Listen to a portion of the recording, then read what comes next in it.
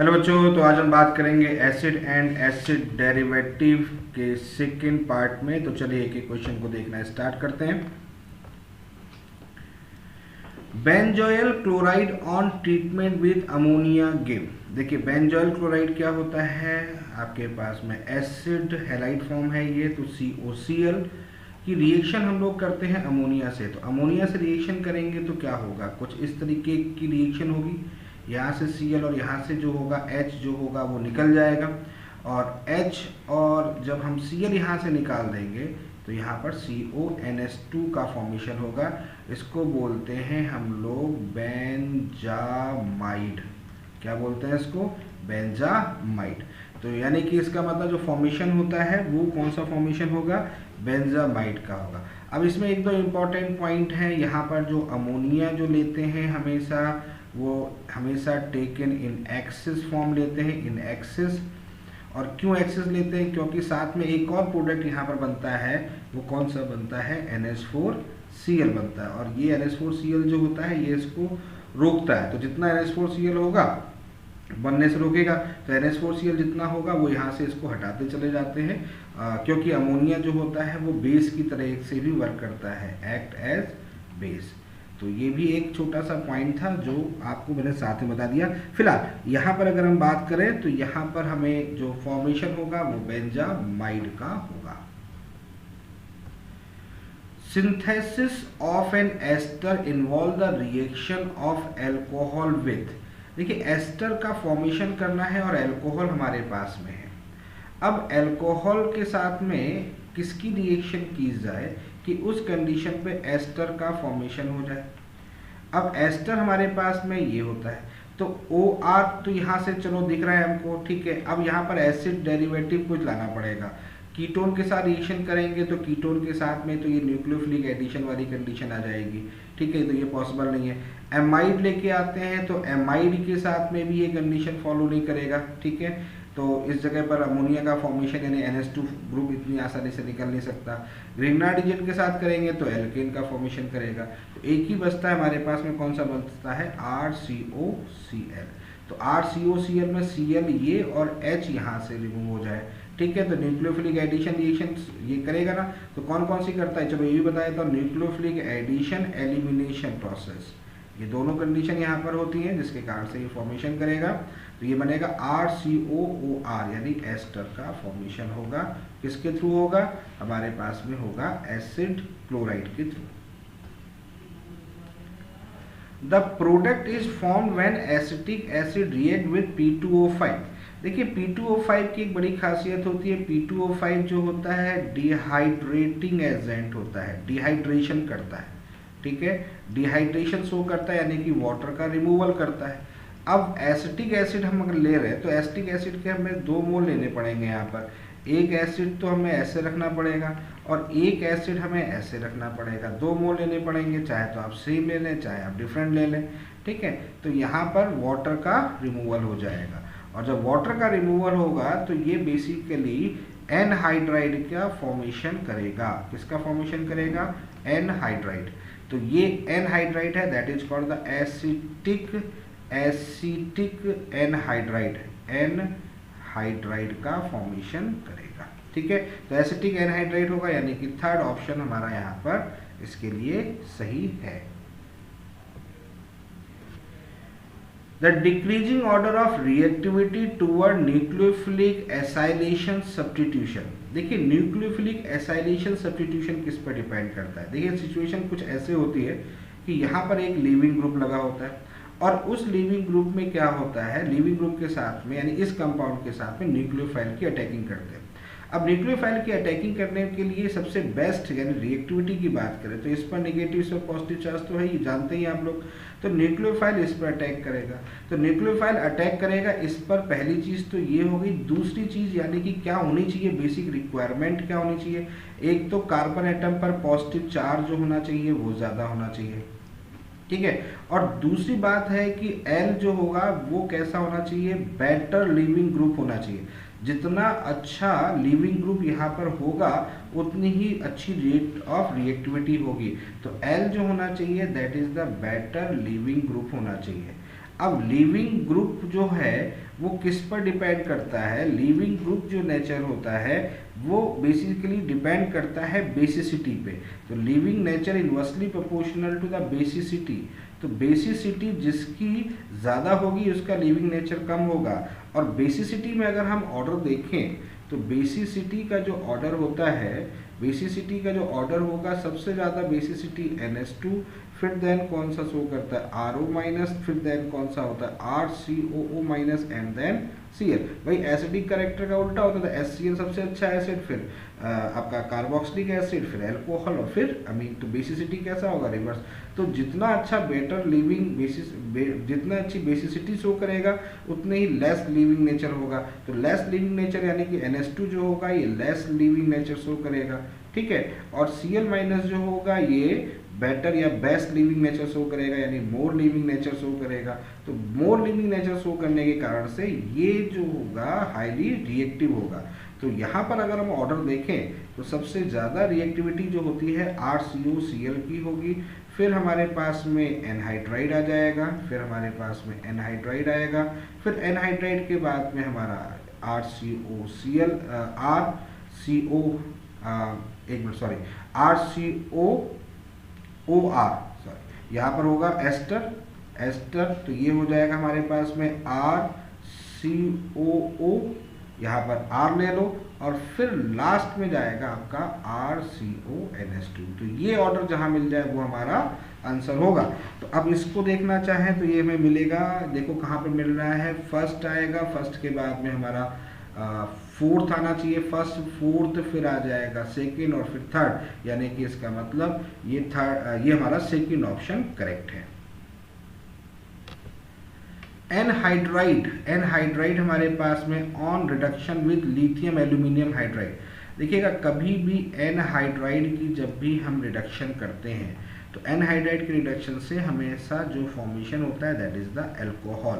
अब यहाँ पर जो अल्कोहल बनता है वो 2 मोल्स का फॉर्मेशन होता है, ठीक है। अब जैसे कि मान लेते हैं अब यहाँ पर अनसिमेट्रिकल एनहाइड्राइड है, तो अनसिमेट्रिकल एनहाइड्राइड है तो कोई दिक्कत नहीं है। तो इस कंडीशन में जब हम इसका रिडक्शन करेंगे तो आप इसके 2 पार्ट कर लो। 2 पार्ट कैसे? एक पार्ट तो ये बना लेते हैं और एक पार्ट का अल्कोहल ये बना लेते हैं, कुछ इस टाइप से बना लेते हैं। तो यहाँ पर बनेगा R-CH2OH, एक तो ये बन जाएगा और यहाँ बन जाएगा RCH2OH, एक ये बन जाएगा, ठीक है। तो दोनों प्रोडक्ट यहाँ पर बना सकते हैं, तो आप उसको चेक कर लेते हैं, RCOOR से चेक कर ले, 2 हमारे पास में अल्कोहल बनेंगे। तो 2 अल्कोहल अगर हम देखें तो कहाँ से हमारे पास में 2 अल्कोहल दिख रहे हैं हमको, वो देख लेते हैं। तो हमें जो ऑप्शन दिख रहा है इसमें ऑप्शन जो है वो थर्ड ऑप्शन हमारा यहाँ पर करेक्ट दिख रहा है। CH3, CH2, CH2, CONH2 is boiled with aqueous NaOH, ठीक है।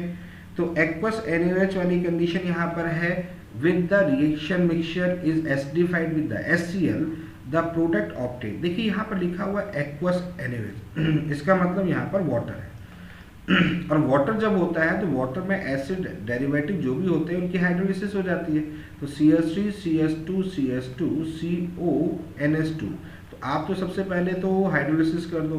हाइड्रोलिसिस करेंगे तो ये बेसिकली HOH में हम तोड़ देते हैं, यानी एक टर्मिनल जो होगा वो एसिड का फॉर्मेशन करेगा, तो एक टर्मिनल एसिड का फॉर्मेशन करेगा, ये हो जाएगा।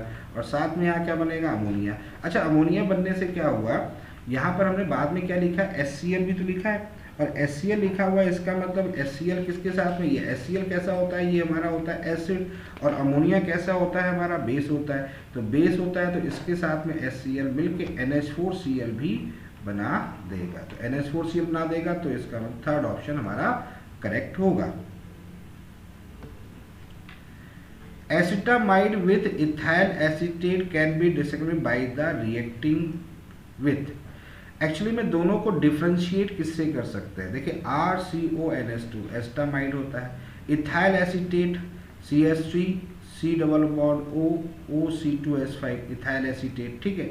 अब देखिए दोनों में यहाँ लिखा है एक्वस HCl, यहाँ लिखा है एक्वस NaOH, तो दोनों में हाइड्रोलिसिस हो रही है।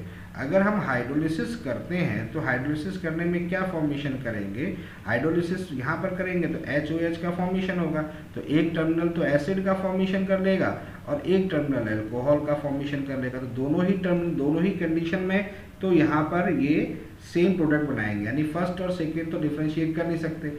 KNO4 ऑक्सीडेशन हो नहीं सकता, KNO4 जो होता है दोनों का ऑक्सीडेशन कर नहीं सकता, तो एक हमारा बच्चा है ब्रोमीन वाटर। इस ब्रोमीन वाटर को कुछ थोड़ा सा सही लिखते हैं, ब्रोमीन वाटर के साथ यानी ब्रोमीन के साथ में यहाँ पर KOH यूज करते हैं।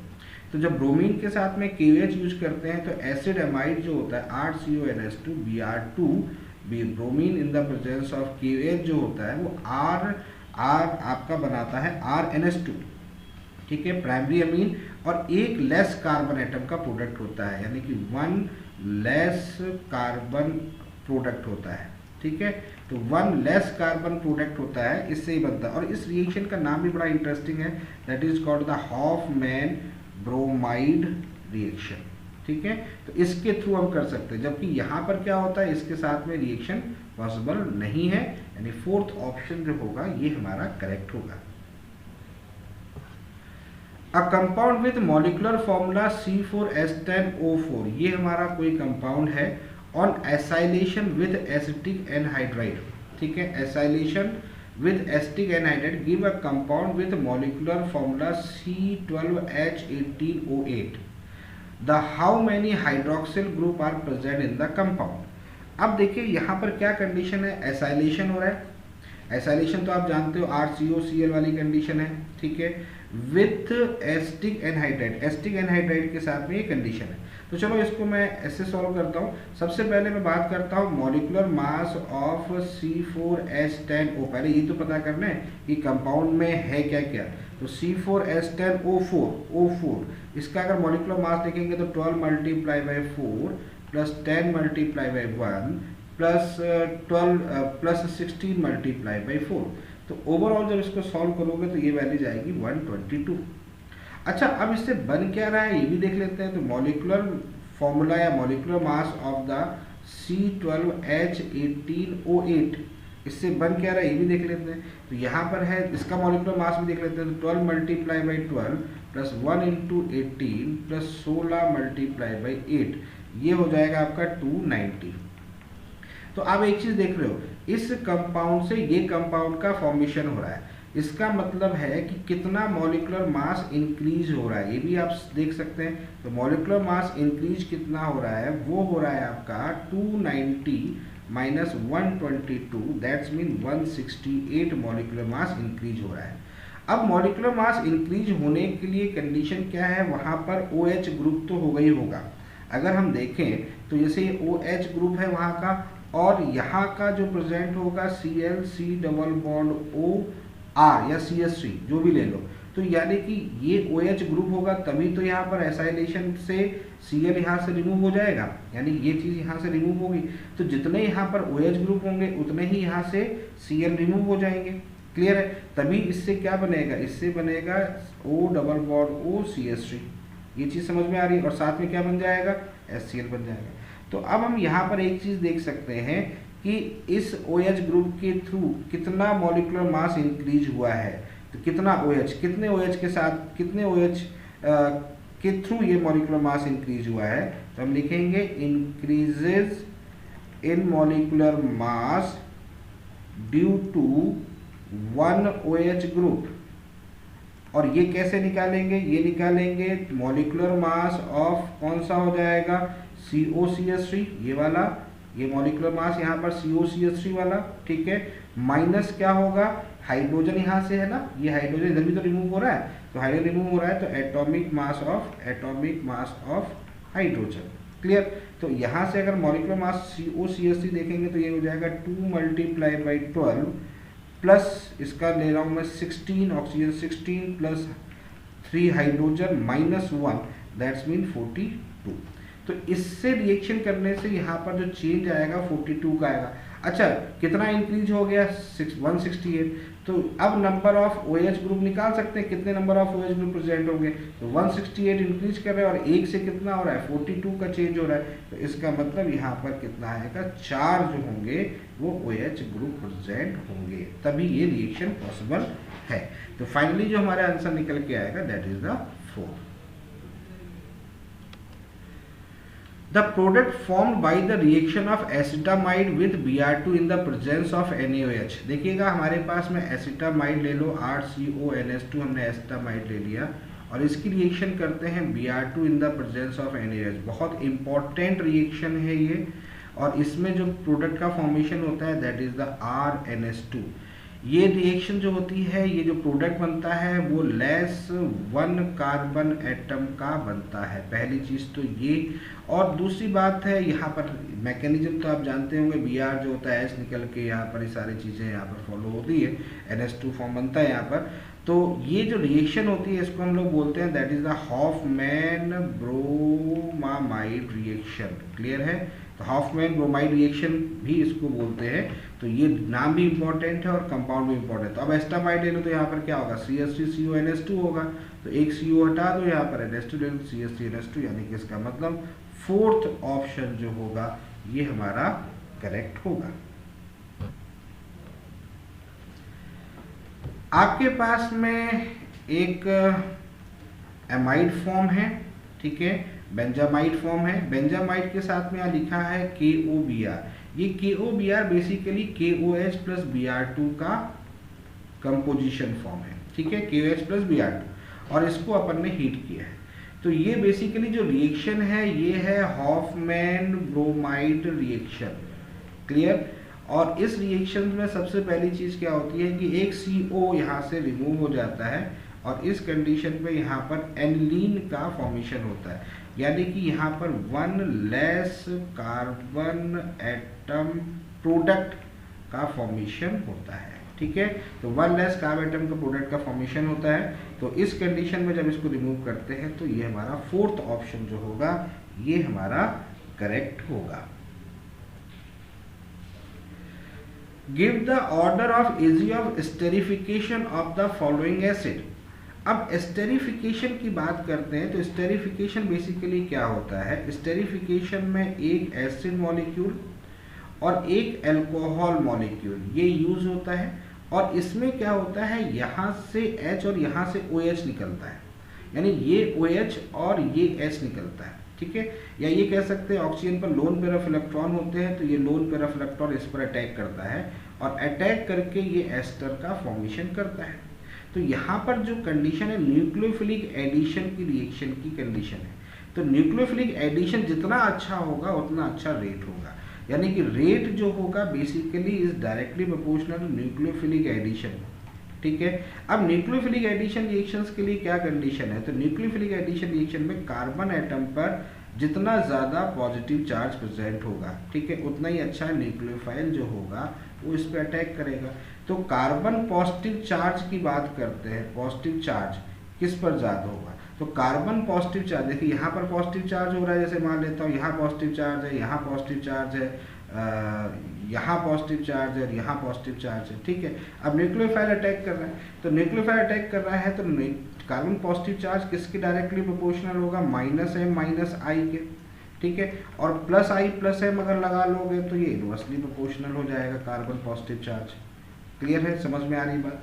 तो इस जगह पर -i - m हाईली रिएक्टिव होगा, तो ये क्या लगा हुआ -i - m है। यहाँ पर क्या हुआ, कुछ नहीं है, यहाँ पर देखिए क्या लगा हुआ है, ये लगा है आपका -i + m। अब m जो होता है वो इससे डोमिनेंट होता है, यहाँ भी वही कंडीशन होती है, +m is greater than -i। यहाँ पर तो और ज़्यादा है, तो सबसे अच्छा रिएक्टिव हमारा कौन सा होगा, फर्स्ट होगा।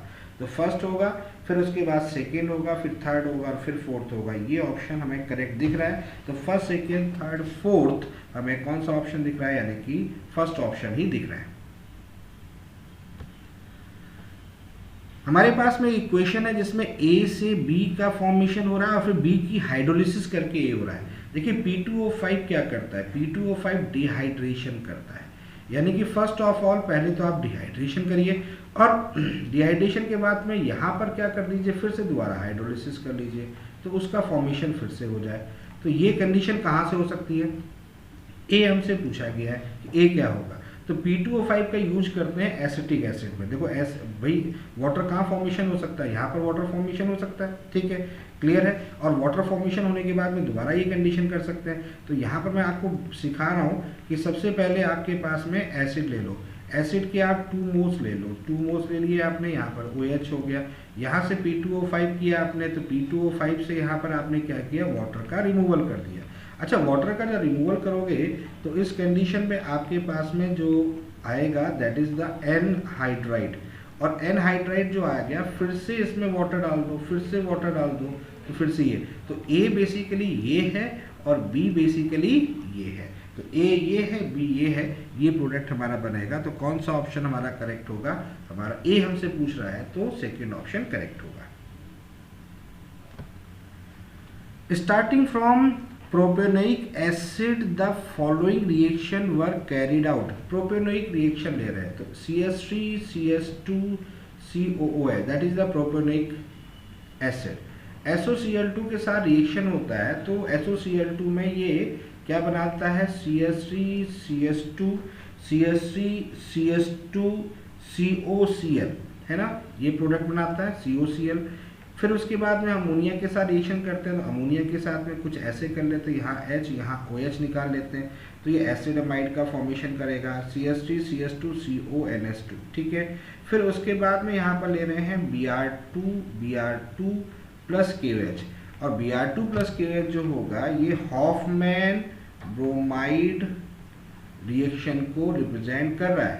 हॉफमैन ब्रोमाइड रिएक्शन को रिप्रेजेंट करेगा तो लेस देन 1 कार्बन प्रोडक्ट यहाँ पर बनेगा, तो ये बनेगा CH3 CH2 NH2, यानी कि less than 1 carbon atom product, ठीक है, इसका फॉर्मेशन होता है, प्राइमरी अमीन का फॉर्मेशन होता है। तो CH3 CH2 NH2 बनेगा, तो इसके लिए हमारा जो करेक्ट आंसर होगा that is the second option हमारा करेक्ट होगा। थैलिक एसिड दिया हुआ है, थैलिक एसिड को हीट कर रहे हैं यहाँ पर, तो थैलिक एसिड को जब भी हीट करेंगे तो डिहाइड्रेशन होता है।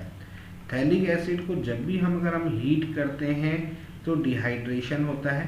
डिहाइड्रेशन एजेंट भी आप ले सकते हो, डायरेक्टली भी आप कर सकते हो यहाँ पर। तो वाटर का फॉर्मेशन हो गया, वाटर का फॉर्मेशन हो गया तो यहाँ पर ये एनहाइड्राइड का फॉर्मेशन हो जाएगा, ठीक है, ये एनहाइड्राइड आ गया।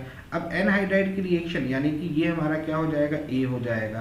फिर हमने अमोनिया के साथ रिएक्शन किए, अमोनिया के साथ रिएक्शन करेंगे तो O यहाँ से और 2 हाइड्रोजन यहाँ से निकल जाएंगे, तो ये थैलामाइड का फॉर्मेशन करेगा, C डबल बॉन्ड ONH, यहाँ पर C double bond ONH, okay.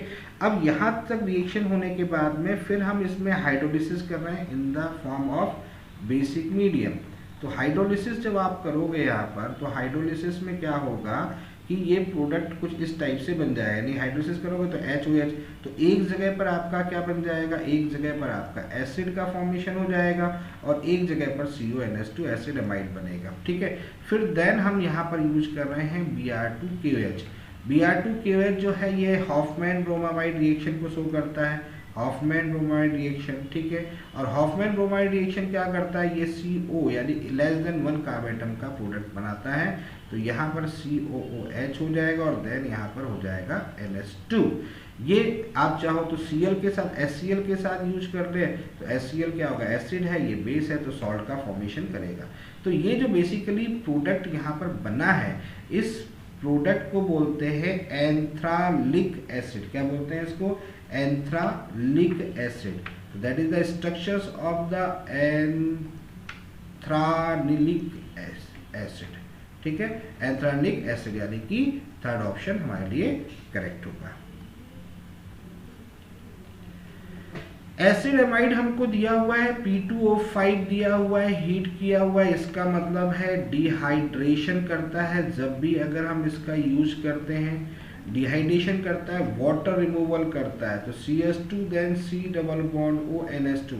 अब एसिडमाइड में उसी कार्बन एटम का डबल बॉन्ड O ऑक्सीजन और वहीं से आपका हाइड्रोजन यही रिमूव करेगा, इसका मतलब यहाँ से ये रिमूवल हो रहा है और ये रिमूवल हो रहा है, ठीक है। तो ये रिमूवल करोगे P2O5 के साथ में, तो यहाँ पर साइनाइड का फॉर्मेशन होता है, साइनाइड। ये साइनाइड का फॉर्मेशन हो जाएगा। और साइनाइड का फिर से आपने क्या कर दिया, हाइड्रोलिसिस कर दिया है, और हाइड्रोलिसिस के साथ में आपने हीट भी किया हुआ है, ये भी आप ध्यान रखिएगा। तो पहले तो हाइड्रोलिसिस कर लेंगे, तो हाइड्रोलिसिस करेंगे तो यहाँ पर वाटर से HOH HOH HOH साइनाइड का एसिड बनता है, यहाँ पर H, यहाँ पर OH, यहाँ H, यहाँ OH HOH, इस तरह से करोगे। और एसिड जब बनाते हैं तो उस कंडीशन में वाटर मॉलिक्यूल भी इस जगह पर रिमूव हो जाता है, तो फाइनली यहाँ प्रोडक्ट होगा कि एसिड बनेगा, ये एसिड बन जाएगा, यानी कि दोनों टर्मिनल पर एसिड हो जाएगा। अब हीट कर रहे हैं तो फिर यहाँ पर डिहाइड्रेशन भी हो जाएगा, फर्दर डिहाइड्रेशन हो जाएगा, पहले हाइड्रोलिसिस फिर हीट अप। तो हीट अप करेंगे तो यहाँ पर साइक्लिक एनहाइड्राइड का फॉर्मेशन होगा, यानी कि ये प्रोडक्ट यहाँ पर बनेगा। तो ये प्रोडक्ट जहाँ दिख रहा है वही हमारा आंसर हो गया। तो हमारा आंसर जो होगा दैट्स मीन सेकेंड ऑप्शन जो होगा वो हमारा करेक्ट होगा।